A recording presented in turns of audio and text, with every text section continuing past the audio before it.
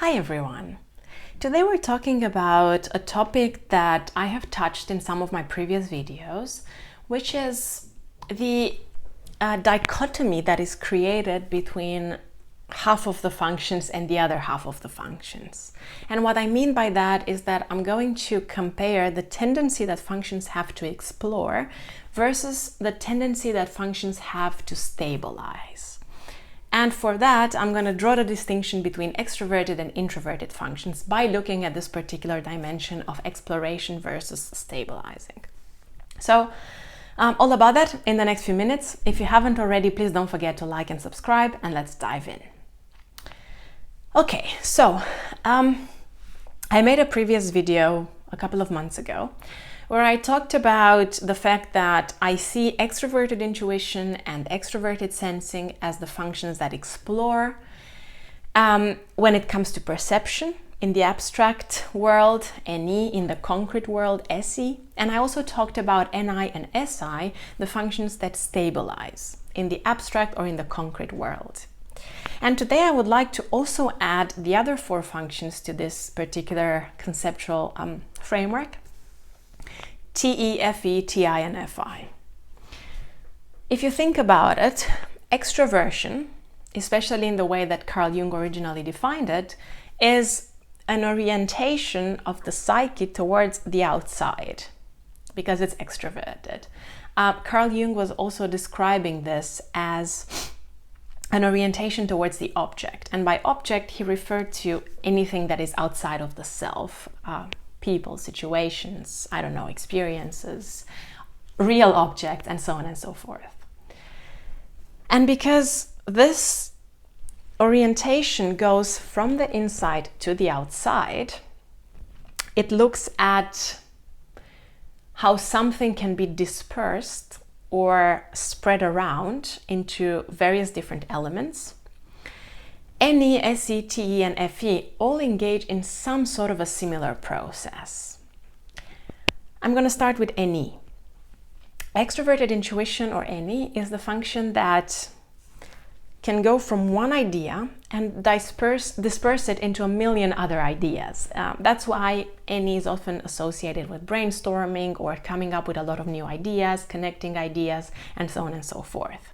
That's why Dario Nardi's research also suggests that people who have high extroverted intuition kind of have a Christmas tree brain pattern, where the brain kind of lights up on the neocortex in various different areas because of all these ideas that seem to be connected to the idea that you originally started from.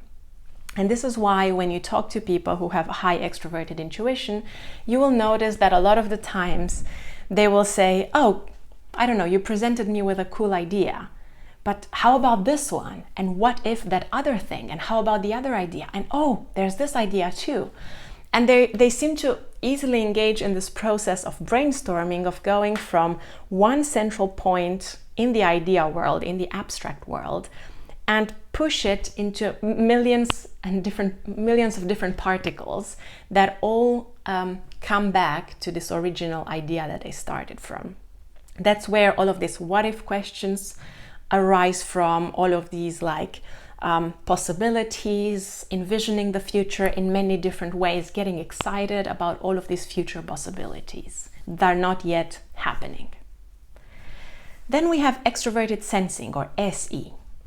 And this is a function that explores in the concrete world. A function that does kind of like a mirror process to extroverted intuition, but it does it in the physical, experiential, concrete world, concrete reality. Is a function that pays attention to stimuli and then notices how one particular experience or one particular concrete situation can emerge and transform into other concrete situations. It looks at tangible opportunities that arise in the environment. And again, I'm going to reference Dario Nardi here and his neuroscientific research, where he described SE types as types that have this kind of pattern in the brain that looks like a tennis player, where they're always waiting for these opportunities to arise. And that's why SE is interested in exploring as many experiences as possible, physical experiences, concrete experiences. I'm not just talking about sports, because a lot of people associate sports with SE. I'm talking about any kind of physical experiences, depending on what the person is interested in, depending on the situation and so on.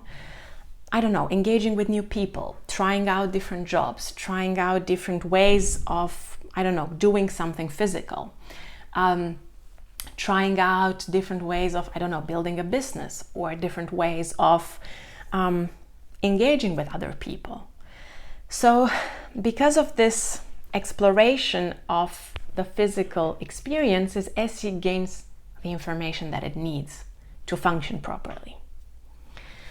Okay, and now I'm going to add the TE and the FE tendency to explore. I was writing an article on my newsletter today about why I believe TE is often so good at business, at least in the traditional sense. And the way I visualize what TE does is that it starts from one point. Let's say that it got information from the intuition function or the sensing function. And then it says, okay, this is the information that I have. Now I'm going to split it into other smaller subunits. Or I have a goal, I'm going to split it into smaller goals, smaller steps. And it makes, I don't know, like a more complex idea or piece of information or goal or whatever into more tangible, measurable results. Carl Jung was also referring to this as the function that creates a ruling principle that can be applied externally. Now, I would say that T creates multiple ruling principles, depending on the situation, but it kind of breaks this, let's say, main piece of information into more specific, measurable outputs in order to achieve particular logical goals, for example. And then we have extroverted feeling, or FE, a function that explores in a different way, but still mirroring extroverted thinking, similarly to the dynamic between extroverted intuition and extroverted sensing. So FE says, okay, this is how I view the atmosphere in this particular group of people, in this specific social context. Now I'm gonna disperse my energy towards multiple people in order to create this atmosphere between me and him, me and her, me and him, me and her. So FE pays a lot of attention to these social outputs or social inputs or social norms or social pieces of information that maybe it got from other functions, the sensing and intuition functions, and then disperses this into decisions that the person is taking in order to fit with these multiple points with other people.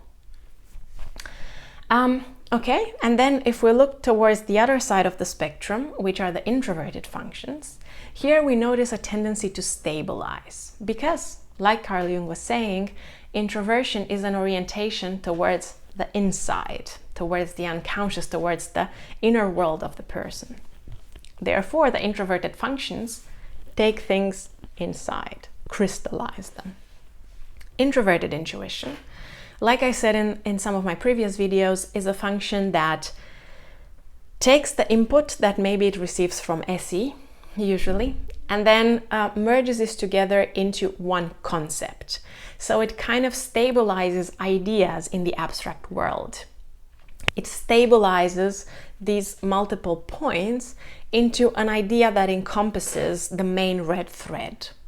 But again, not in the way that TI does it, because I often feel like these two are confused, but rather into one conceptual idea that unifies the other abstract ideas or other abstract points or inputs.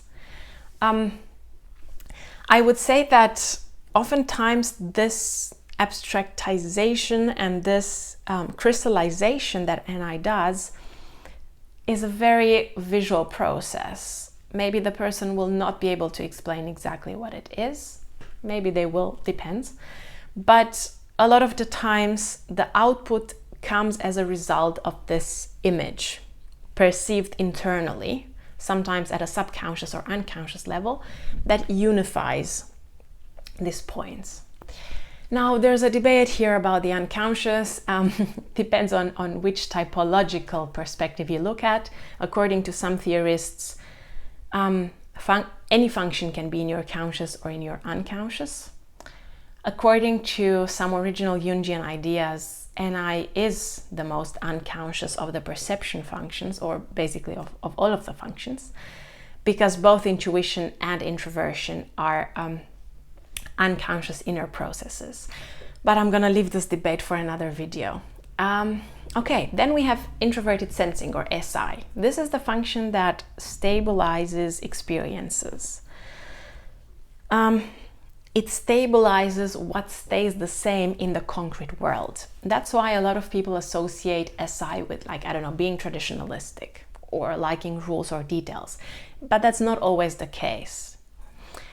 It can be that high SI types do get interested in details and tradition and so on and so forth. Not all of them. However, what stays the same for SI is that the person is marked by a lot of impressions that the outside world creates on them. And then from these inner impressions, like Carl Jung was saying, this inner mirror world, the person can stabilize what stays the same in their experience. Carl Jung also said something really interesting about this function, which I found to be very accurate. And that is that introverted sensing has this internal, like, thermometer or barometer that the person who has high SI uses in order to create stability in their inner experience. And I can see this quite obviously with a lot of SJs. I was even talking to my mother about it. She's an ESFJ, and she highly, like, identifies this in herself, and she has seen it throughout her entire life.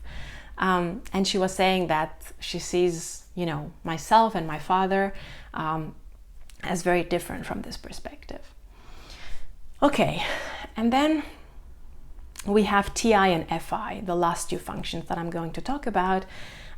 TI, or introverted thinking, like I was saying earlier, can be confused for NI. It can look similar in the sense that it also likes to create this holistic framework of how things work, but rather than just conceptualizing it as an abstract idea, TI becomes more technical about it. That's why I like to associate images of, like, you know, how an engine works, or how the human body works, or how, I don't know, like a software algorithm works, by fine-tuning the elements that are brought together to create this whole system, this holistic system. And that is what TI does. It puts together the pieces of the puzzle in order to create the systematic inner subjective logic.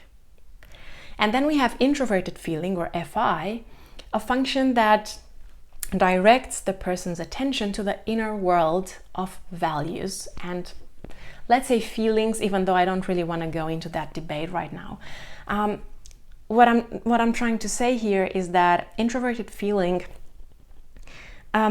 is also in a way similar to introverted sensing. That's why sometimes, you know, FI types can also be seen as traditionalistic or stubborn, because their understanding of what matters to them is very integrated. They probably have the best understanding of what matters to them, of what they value, even though they might not be able to verbalize it.